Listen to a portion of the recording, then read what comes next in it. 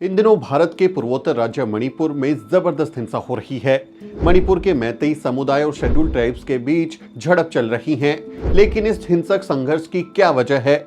मणिपुर के मैतेई समुदाय और नागा कुकी जनजातियों के बीच संघर्ष के क्या कारण हैं? आगे इस वीडियो में हम इसकी पड़ताल करने वाले हैं, तो आइए शुरू करते हैं। सबसे पहले आपको ये समझना चाहिए कि मणिपुर में किसकी कितनी आबादी है। मैतेई मणिपुर का सबसे बड़ा समुदाय माना जाता है और ये मणिपुर की कुल आबादी का लगभग 64.6% है। यानी वहां मैतेई बहुसंख्यक आबादी में है। ज्यादातर आबादी हिंदू धर्म को मानती है, लेकिन 8% मैतेई समुदाय के लोग इस्लाम में आस्था रखते हैं। राजधानी इंफाल के आसपास की घाटी में मणिपुर की कुल जमीन का सिर्फ 10% हिस्सा है और इस एरिया को वैली एरिया के रूप में माना जाता है, जहां वैली एरिया में मैतेई समुदाय के लोग बहुतायत में रहते हैं। ज्यादातर यही लोग रहते हैं। मणिपुर में 34 मान्यता प्राप्त जनजातियां हैं और ये जनजातियां ईसाइयत में यकीन रखती हैं। ये क्रिश्चियन जनजातियां हैं। पहाड़ी इलाकों में मुख्यतः नागा और कुकी जनजाति के लोग रहते हैं। मणिपुर का 90% हिस्सा पहाड़ी इलाका है और यहाँ मान्यता प्राप्त जनजातियां यानी शेड्यूल्ड ट्राइब्स रहती हैं, जो मणिपुर की कुल आबादी का लगभग 35.4% आबादी का हिस्सा हैं। मैतेई समुदाय परंपरागत रूप से मणिपुर का सबसे संपन्न और ताकतवर समुदाय है, जबकि नागा और कुकी जैसी जनजातियां अभी विकास में काफी पीछे हैं। लेकिन मैतेई समुदाय एसटी का दर्जा क्यों चाहता है? क्या वजह है कि वो खुद को एसटी की लिस्ट में शामिल करने की मांग कर रहा है? दरअसल मणिपुर की जिस 90% पहाड़ी जमीन पर नागा और कुकी जैसी 33-34 जनजातियां रहती हैं, वहां घाटी में बसे मैतेई समुदाय जो हैं, जो नॉन एसटी हैं, वो अपनी जमीन नहीं खरीद सकते।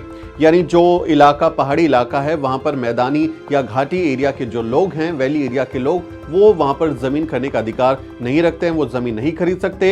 यानी मैतेई लोग पहाड़ों में जमीन खरीदने की उनके पास लीगल राइट्स नहीं हैं, जबकि जो पहाड़ी इलाकों में बसे हुए शेड्यूल्ड ट्राइब के लोग हैं, एसटी लोग हैं, वो वैली एरिया में आकर बस सकते हैं और संपत्ति भी खरीद सकते हैं।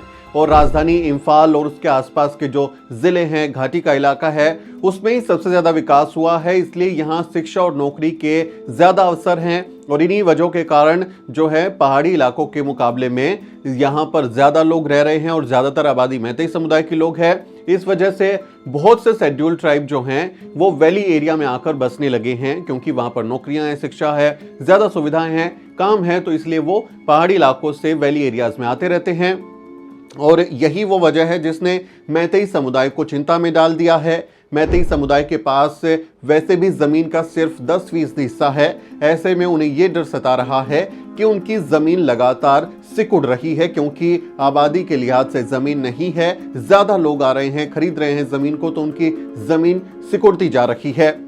मैतेई समुदाय यूं तो मणिपुर का सबसे प्रभावशाली समुदाय है, लेकिन अब उसकी नजर पहाड़ी इलाकों और पहाड़ों में मिलने वाले खनिजों पर भी है। वो चाहते हैं कि उनको वहां पर जमीन खरीदने, बसने और वहां के प्राकृतिक संसाधनों का इस्तेमाल करने की इजाजत मिल जाए। मैतेई समुदाय चाहता है कि उन्हें भी एसटी में शामिल किया जाए, ताकि पहाड़ी संसाधनों तक उनकी पहुंच को आसान बनाया जा सके। जबकि नागा और कुकी जैसी जो जनजातियां हैं, वो इसे अपने लिए खतरा मान रही हैं कि अगर इनको परमिशन मिल गई तो फिर ये हमारे जो प्राकृतिक संसाधन है, क्योंकि पहाड़ों में तमाम तरीके के खनिज भरे हुए हैं, उन पर इनका कब्जा हो जाएगा। इसलिए जो जनजातियां हैं, वो इसे अपने ऊपर खतरा मान रही हैं। मैतेई समुदाय ने एसटीडी-सीएम यानी अनुसूचित जनजाति मांग समिति मैतेई की स्थापना की थी, जो 2012 में बनाया गया उन्होंने। और 2012 के आसपास से आप देखेंगे तो मैतेई समुदाय को शेड्यूल्ड ट्राइब में शामिल करने की मांग की जा रही है। ये करीब 1 दशक पुराना जो है एक आंदोलन है। इस मांग को लेकर मैतेई संगठनों द्वारा मणिपुर हाईकोर्ट में याचिका दायर की गई थी। हाईकोर्ट ने इस याचिका पर सुनवाई करते हुए 27 मार्च को मणिपुर सरकार को निर्देश दिए कि वो मैतेई समुदाय को एसटी लिस्ट में शामिल करने का जो मामला है उस पर विचार करे और 4 हफ्ते में अपना जवाब दाखिल करे। हाईकोर्ट के इसी निर्देश के बाद से मणिपुर में हिंसा भड़क उठी। कई छात्र संगठनों ने इसका विरोध करना शुरू कर दिया, जिसने फिर हिंसक रूप ले लिया और मणिपुर में जबरदस्त बवाल मच गया। मैतेई समुदाय का तर्क है कि वो 1949 में मणिपुर के भारत में शामिल होने से पहले उसको मैतेई समुदाय को शेड्यूल्ड ट्राइब का दर्जा मिला हुआ था, लेकिन बाद में जब वो भारत में शामिल हो गया मणिपुर, तो जनजाति की मान्यता चली गई।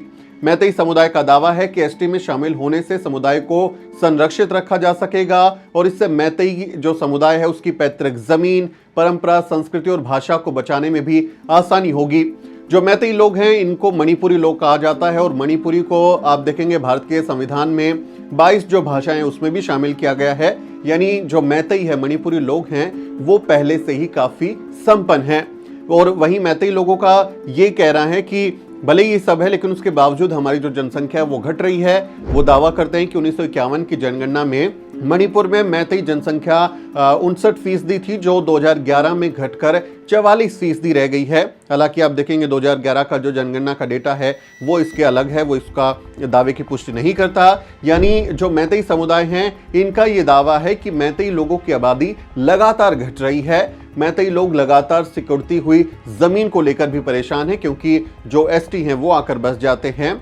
मैतेई समुदाय भी पहाड़ों में जमीन खरीदने और बसने का अधिकार चाहता है। अब हमें यह भी समझना चाहिए कि एसटी क्यों मैतेई समुदाय की इस मांग का विरोध कर रहा है, क्या वजह है, क्या तर्क है। जो शेड्यूल्ड ट्राइब्स हैं वो क्या लॉजिक दे रहे हैं। मणिपुर के नागा और कुकी जैसी जो शेड्यूल्ड ट्राइब्स हैं उनका कहना है कि मैतेई समुदाय पहले से ही जनसंख्या के मामले में ज्यादा है। उनकी 64.6% आबादी है 2011 की जनगणना के मुताबिक। बड़ी आबादी है। मैतेई मणिपुर की सबसे प्रभुत्वशाली समुदाय है और जिसका ज्यादातर संसाधनों पर पहले से ही कब्जा है। वो एक कहें कि संपन्न समुदाय है और काफी रिसोर्सेज पर उसका पहले से ही कब्जा है। राजनीति में भी मैतेई समुदाय का वर्चस्व है, क्योंकि मणिपुर की 60 में से 40 सीटें जो हैं विधानसभा की सीटें वो घाटी एरिया में आती हैं। तो यानी 40 सीटों पर सीधे सीधे मैतेई समाज के जो लोग हैं वो चुनकर आते हैं, जबकि पहाड़ी एरिया में 60 में से सिर्फ जो हैं 20 सीटें बच जाती हैं जो हिल एरिया का प्रतिनिधित्व करती हैं। तो राजनीति में भी पहले से ही वो काफी मजबूत हैं।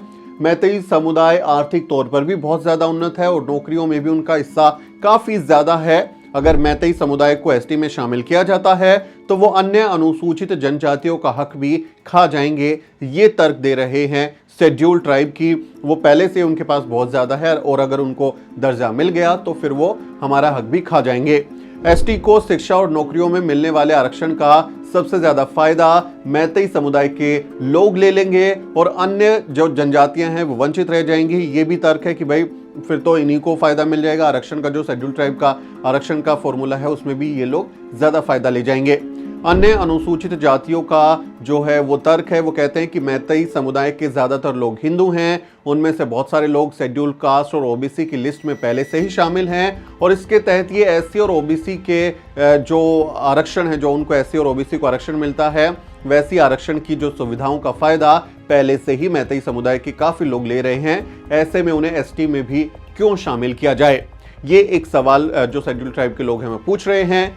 शेड्यूल्ड ट्राइब समुदाय जो है वो संविधान के आर्टिकल 371C का भी हवाला दे रहा है, जो मणिपुर में हिल एरिया को विशेष शक्तियां और स्वायत्तता देता है। आर्टिकल 371C को अगर आप देखेंगे तो वो मणिपुर के बारे में कहता है राष्ट्रपति को यह अधिकार है कि यदि वो चाहे तो राज्य के पहाड़ी क्षेत्रों में मणिपुर विधानसभा के लिए चुने गए सदस्यों से एक समिति का गठन कर सकता है एवं इस समिति का उचित संचालन सुनिश्चित करने हेतु राज्यपाल को विशेष उत्तरदायित्व सौंप सकता है। यानी आर्टिकल 371C के तहत ही मणिपुर में पहाड़ी इलाकों के संरक्षण और कामकाज को देखने के लिए हिल एरियाज कमेटी बनाई गई है। हिल एरिया कमेटी ने हाई कोर्ट के इस फैसले का विरोध करते हुए कहा है कि इस मामले में हिल एरिया कमेटी, जो कि मणिपुर में पहाड़ी इलाकों के प्रशासन से जुड़ी एक संवैधानिक बॉडी है, उसको पार्टी नहीं बनाया गया। ये संविधान के खिलाफ है। एचएसी ने मैतेई समुदाय को एसटी में शामिल करने के निर्देश का विरोध किया है, हाईकोर्ट के फैसले का विरोध किया है। इसके चेयरमैन फिलहाल बीजेपी के विधायक डी गंगमई हैं, जिन्होंने सुप्रीम कोर्ट में हाई कोर्ट के फैसले के खिलाफ याचिका दायर कर दी है। फिलहाल मणिपुर में हिंसा का माहौल है, जान और माल का भारी नुकसान हो चुका है, इलाके में कर्फ्यू लागू है और हालात काफी खराब हो चुके हैं। लेकिन केंद्र की मोदी सरकार कर्नाटक के चुनाव में व्यस्त है। मणिपुर के हालात को लेकर मोदी सरकार की भी जबरदस्त आलोचना हो रही है कि वो वहां पर ध्यान नहीं दे रहे।